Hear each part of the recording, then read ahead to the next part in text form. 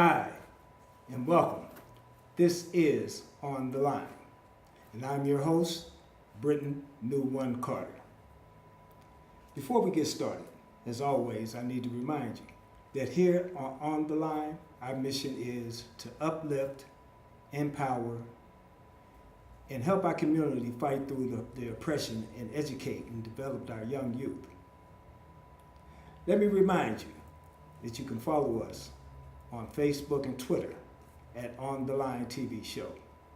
And if you want to interact with us, you can also do so by reaching out and hitting hashtag Watch On the Line TV.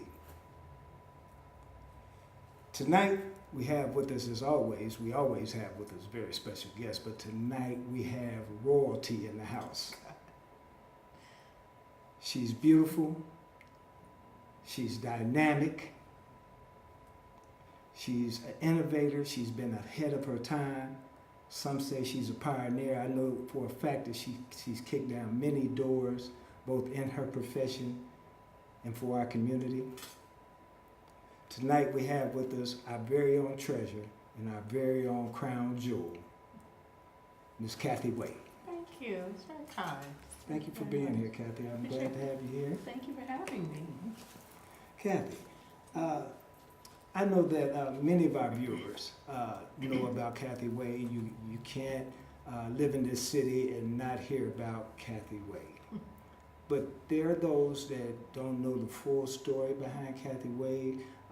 They don't know all that she has done. Like for instance, I myself, I did some research today, and I didn't know that your first piece was done with Nikki Giovanni, your first concert.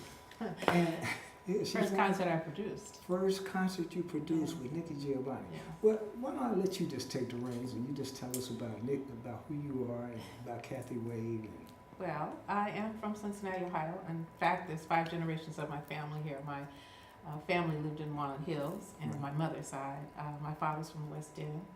And both of them were jazz aficionados, so that's how the singing part got started. I was raised on jazz, and so growing up, I interpreted a lot of artists, everybody from Carmen McRae to listening to Billie Holiday, Shirley Horn, just a very great, grand spectrum of women, which later on plays out in my life with Right. something that we did with the nonprofit.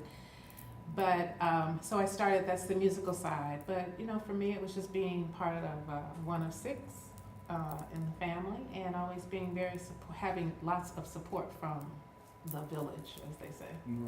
Right. And I read where you had attended University of Cincinnati. You have a master's degree from the I do. University of Cincinnati.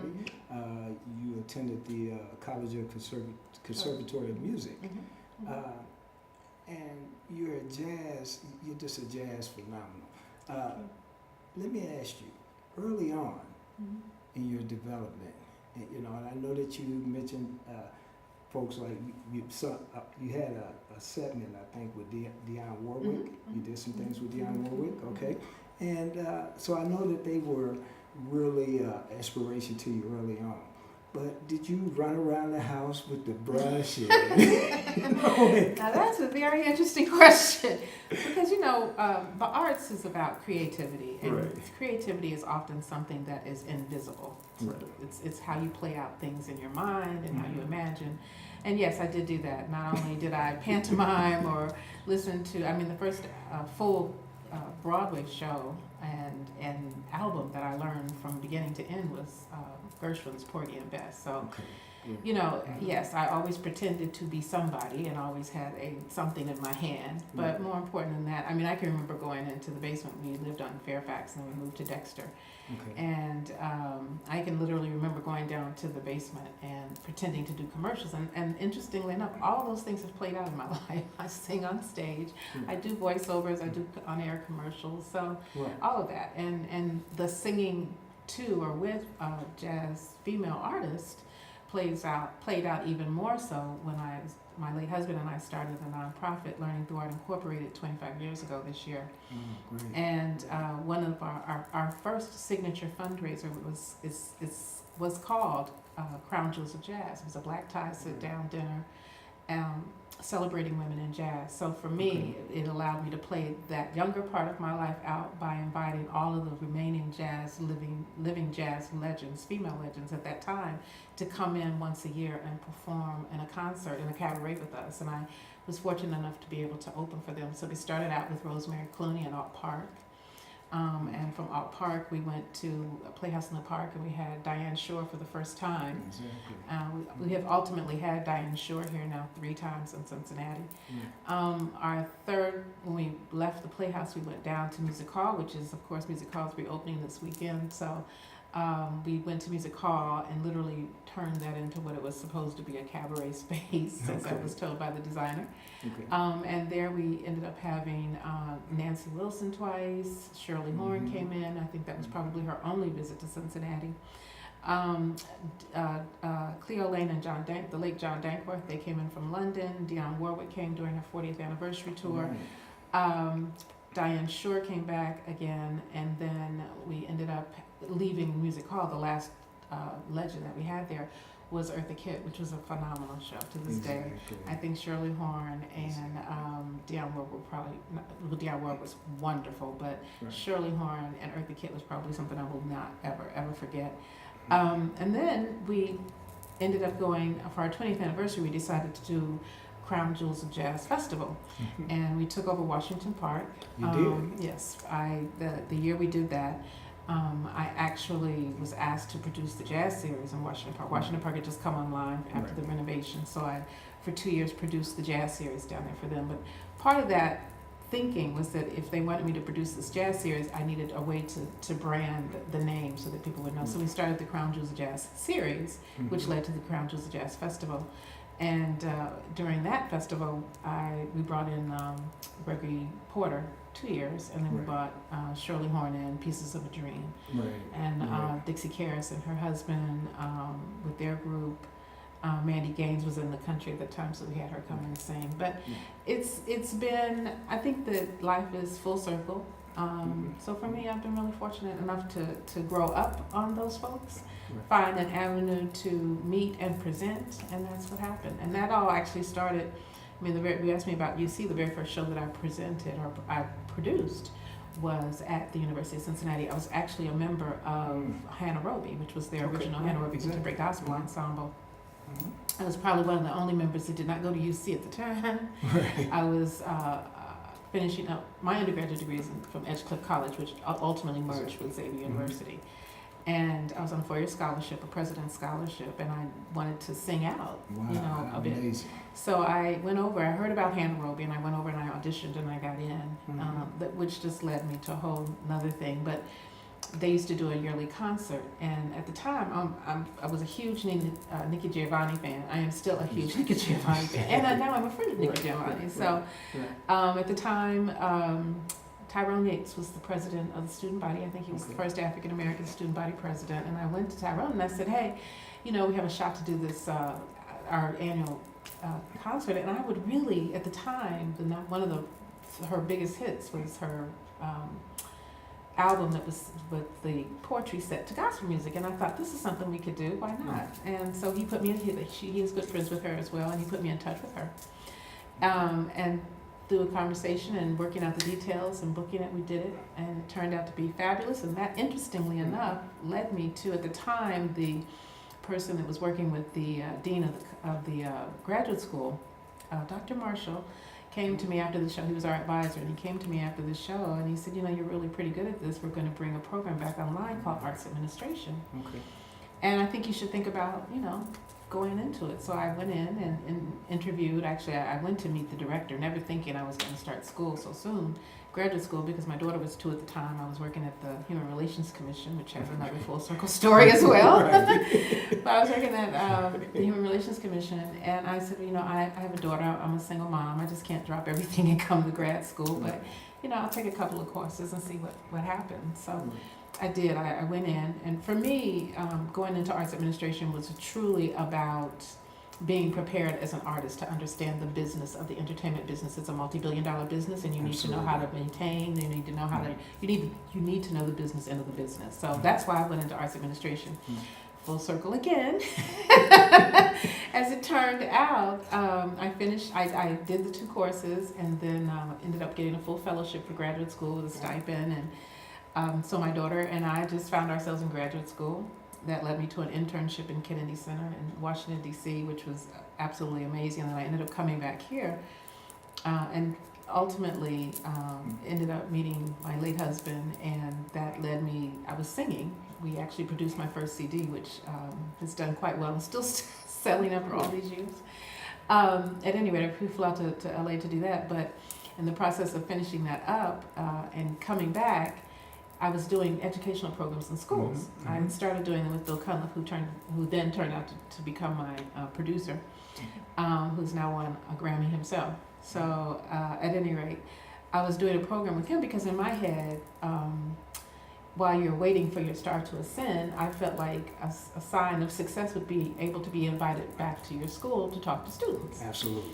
So I started this program, Black Anthology of Music, and one of my girlfriends at the time was working at the old Washington Park Elementary School, which is no longer there. And I went down and did a Black History Month program, and that just started the whole spiral into doing programs for schools, what I now call edutainment. Right. And a few years later, as I said, I met my late husband. He thought it was very noble that I was doing these programs, but that we should make money. And I thought, oh, well, that's a noble idea. So he said, well, I'm going to get us incorporated. We're going to start a 501c3. We'll call it Learning Through Art. And I said, well, sure. And at the time, my CD was doing quite well in Europe, and we had distribution. And which CD was that? What was the name of that CD? Oh, it's the only one I have. You Got the Magic. You Got the Magic. It's still selling. It is still magic. So at any rate, I did it, and I was, my late husband was working the phones, and we were getting distribution and getting airplay across the country. And I came home one day because I was very upset that rap music was just hitting, and students were honestly believed that the scratch noise in rap music was an instrument, and I was very frustrated. And he just looked at me very quietly and said, we have a 501c3, you could actually apply for a grant. We could apply for a grant, you could then expand your program and then have a better opportunity at explaining and teaching children, about music and what it is you want them to know. And I thought, oh, that's a novel idea. I have a little experience in doing a grant or two just getting out of grad school, so I decided to apply. We applied for a grant from the Juergens Foundation. I think I asked for $8,000, I got $5,000, and now we're 25 years old. That's fantastic. What a story. Yeah. I was listening to, and I think we talked about this before we came on, and I was listening to a piece that you have, and it said, and the name of the piece was Someone's in Love. Oh, yeah, I co-wrote that. So, what was the Someone's in story? Love? Yeah. Actually, that is the very first recording that I did. I used to work with a group called Ikimi, Billy Larkin and Chris Dahlgren. Okay. In fact, my first club gig was at Joe's Bar downtown in the old Netherland Hilton. I'm really telling myself, and my age, Lord help me. That lives on forever. At any rate, Joe's Bar with the peanut shells on the floor. Right.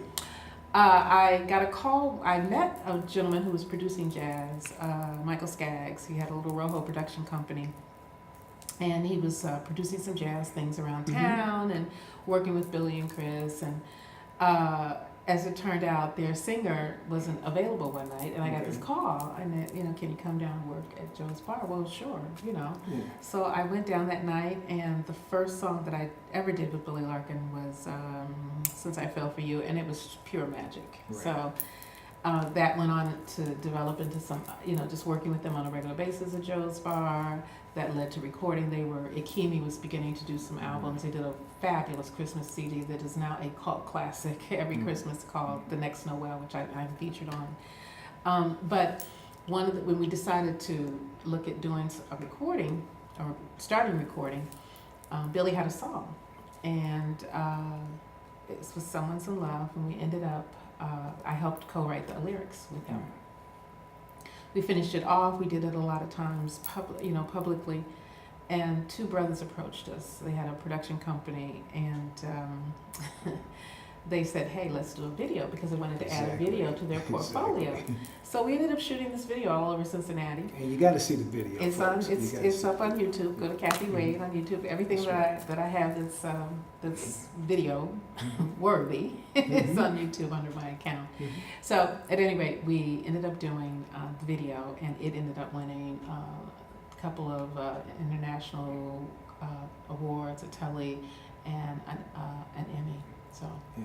So when you're growing up in Cincinnati, Ohio, and you're an African American girl, and you have all these dreams, did you ever, when they talk about jazz here in this city,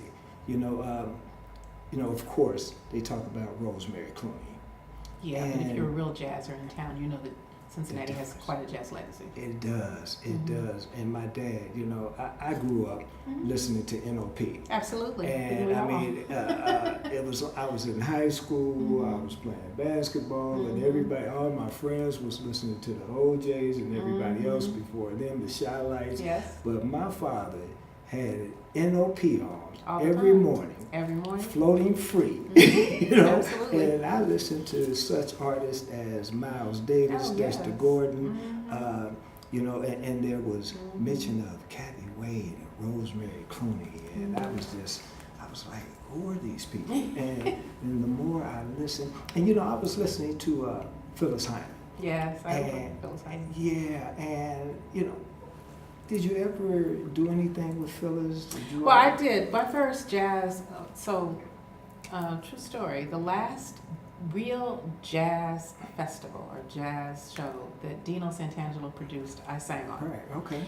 It was produced out at, this was once after they moved to the old Riverfront Stadium. Exactly.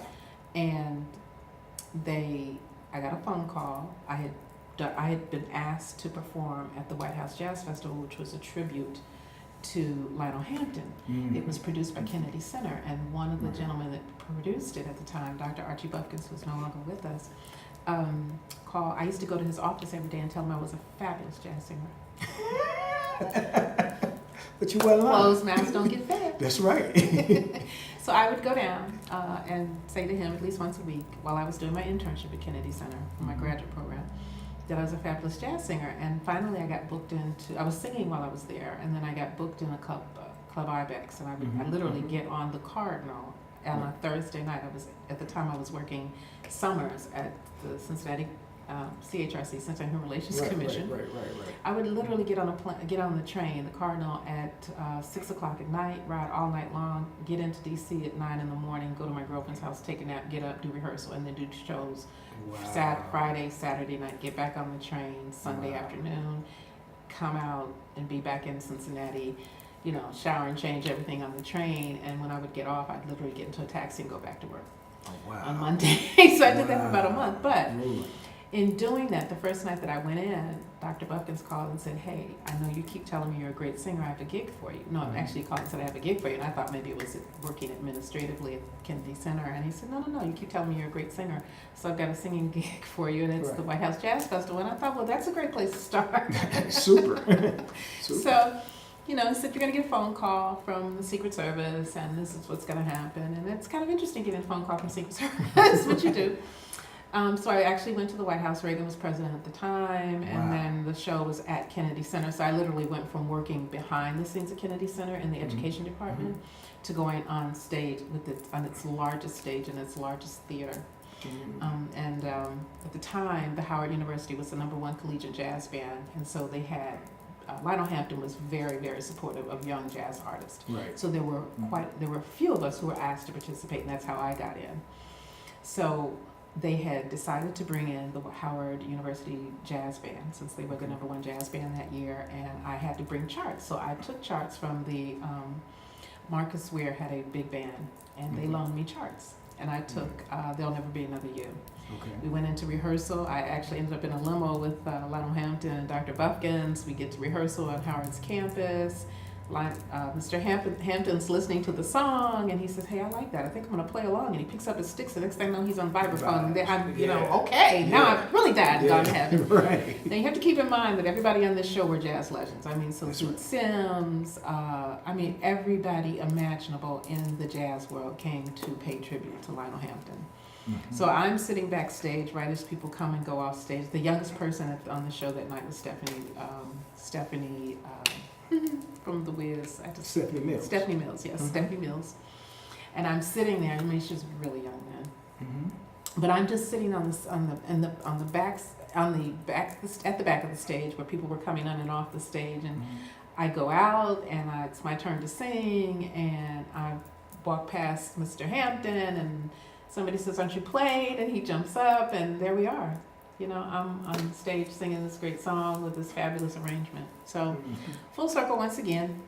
I get this call from Dino Santangelo saying, "We'd like for you to come out," because what they did was the last jazz concert of the festival at that time, they asked Lionel Hampton and his big band to come in and play. So it was Phyllis Hyman, Gato Barbiera, Lionel Hampton, me with the Woody Evans Trio. Wow. It was quite the show. Wow. So I went, and it was the first time I actually worked, no, it's the second time I worked with Woody Evans, I do believe. The first time we opened for Ramsey Lewis over in Bogarts. I know. Yeah, right, history. right, So, right. so we did. That's how Right. I ended up doing the show with Lionel Hampton and being in the last jazz festival, and that was actually my first time with the festival. And since then, I've probably done it maybe 6, 7, 8 times. And the last time I sang on the festival, which is now, of course, the PNG Music Festival, it was for their 50th anniversary.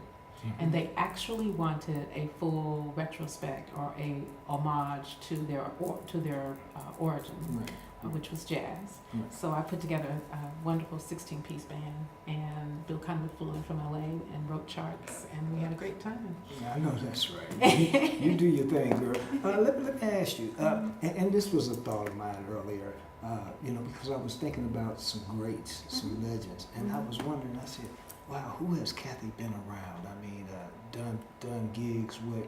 Did you ever get a chance to meet Miles and Coltrane? No. Interesting. I did not meet Miles himself, but I met his daughter and his grandson, who actually his grandson just looks like a mini Miles Davis. I have a cousin, Mark Fields, who's a very well-noted jazz trombonist here in Cincinnati, and played and worked with Ray Charles for probably 9 years all over the world. His father is a legendary and a Hall of Famer broadcaster, and was the first black broadcaster here in Cincinnati, Bill Fields Jr. If you go down to Channel 9 studio at any point in time, you'll see this beautiful mural on the top of their wall in their newsroom, and the black gentleman on the wall, that's my cousin, Mark's father, my cousin. At any rate, he was in St. Louis, of course. That's where Miles had roots, and he had met the daughter and the grandson, and he introduced me to them. I was very young at the time, but that is my only touch with Miles Davis. Okay. And, you have an impressive list. I remember, I think it was a year ago, when you had Alex Bouillon here. Yes, we brought Alex Bouillon down to Fountain Square, down to Smell Park. So my partner in crime, Laura Gentry, when we decided to bring back the Crown Jewels of Jazz as a festival, I decided to reach out to the folks who produced It's Commonly Jazz at the time. Laura Gentry was working with them, because I didn't want to. We had Wednesday taken care of. I didn't want to skip over Thursday, and I wanted to include them. So I called on Laura. That led to Laura and I now working full-time together, and we produced the Smell concert, which is now called Cocktails and Crown Jewels. And the first year that we did it, we decided to open with Alex Bouillon, and it was a phenomenal show. It was great. It was great. I had a blast, and if you miss these shows, and they're free. Yeah, they're free. They're free. And what happens that I noticed, that the kids, they get a chance to migrate around, the younger kids, the teens that are interested in music. This gives our youth a chance to really see firsthand, free.